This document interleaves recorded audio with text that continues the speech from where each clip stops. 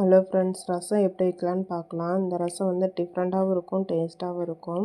அதுக்கு ஒரு கடாயில் ஒரு டீஸ்பூன் கடலெண்ணெய், அரை டீஸ்பூன் கடுகு, 2 வரமிளகாய், 10 சின்ன வெங்காயம் பொடிசாக நறுக்குனது, 2 பச்சை மிளகாய், 2 தக்காளி நல்லா மசித்து சேர்த்துக்கலாம். அதோட தேவையான அளவு கல் உப்பு சேர்த்து தக்காளி நல்லா வதக்கி எடுத்துக்கலாம். வதங்கினதும் மஞ்சத்தூள் அரை டீஸ்பூன் பெருங்காயத்தூள் சேர்த்து தக்காளி வேக வச்சுக்கலாம். நல்லா வதங்கினதும் ஒரு லெமன் சைஸ் அளவு புளி வந்து ஊற வச்சுருக்கிறேன்.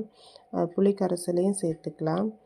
புளி கரைசலை சேர்த்துட்டு புளி வந்து அந்த கரைசல் வந்து கொஞ்சம் திக்கான பதம் வர வரைக்கும் கொதிக்க விட்டுடலாம்.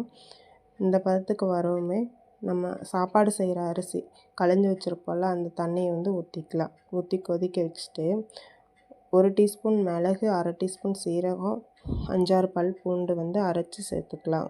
அரைச்சி நல்லா கொதிக்க வச்சுக்கலாம். கொதித்ததுமே கருவேப்பிலை, கொத்தமல்லி போட்டு இறக்கிடலாம். இந்த ரசம் ரொம்ப டேஸ்ட்டாக இருக்கும். நீங்கள் செஞ்சு பாருங்கள். அரிசி களைஞ்ச தண்ணி வந்து சத்தானதும் கூட. நீங்கள் செஞ்சு பார்த்துட்டு கமெண்டில் சொல்லுங்கள். தேங்க்யூ ஃபார் வாட்சிங்.